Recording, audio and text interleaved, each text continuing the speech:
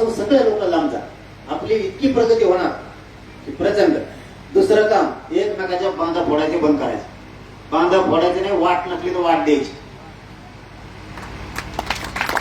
त्या बांधा काही 5-5 पिढ्या झाल्यात आपण एकमेकाला बोलत नाहीये. 5-5 पिढ्या एवढी दुश्मनी झाली. त्या 2 फुटाच्या बांधात तुम्हाला ऊस होऊन जर झाला फोडला तुम्ही तर 2च फूट फोडताना जास्त नाही. 1 टन ऊस होईल फोडलेला राहणार 5,000चा. पण भांडणं जर झाले ना 1 लाख रुपये कोर्टात आणि पोलीस स्टेशनला जाते. आणि जेलला बसला ते वेगळं. कितीला पडला बांध, काय गरज आहे फोडायची. त्यापेक्षा 1-1 फूट उलट सोडून द्या मोठ्या मनानं. वाट नसेल तर त्याला रस्ता द्या, जाऊ द्या त्याला रानातून, काय फरक नाही पडत. सहकार्य करायचं शिका. लोक आपल्या खोट्या प्रतिष्ठेत जगून आपल्याला दुश्मनीकडे लावते.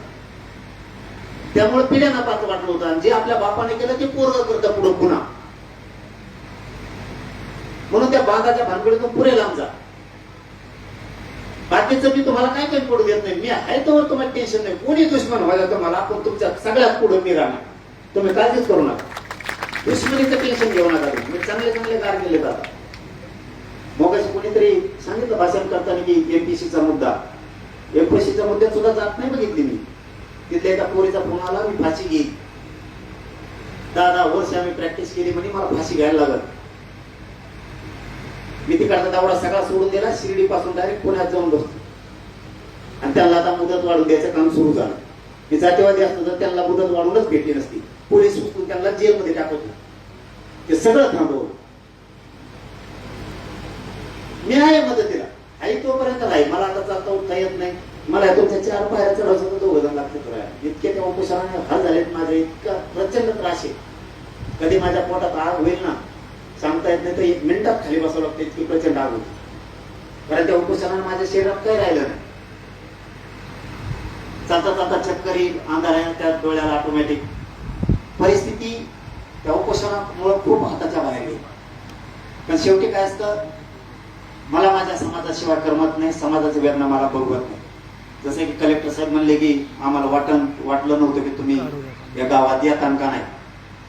कलेक्टर साहेब मी हवात जगतच नाही. जो हवात जगतो म्हणून तर समाजाची माती होती. मग वाटलोच त्यांच्यामुळे होतं. माझ्यावर माझ्या समाजाने जबाबदारी टाकली. मला मुलगा म्हणून समोर केलंय.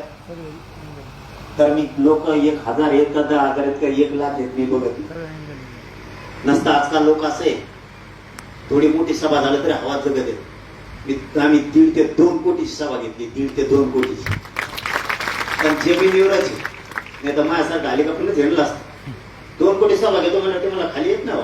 वरची वरच सगळं हगला वरच असता, खाल्लं वरच असतं. मी जातवाने असं तुमच्या रक्ताचा आहे.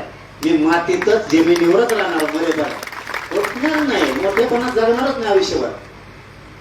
तुमच्या त्या यांना विचारा मी जमिनीवर आहे की नाही. तुमच्या तिथले काय नाव आहे ते आमच्याकडे होईल येतं शिंदेच्या अभ्यासाकडे.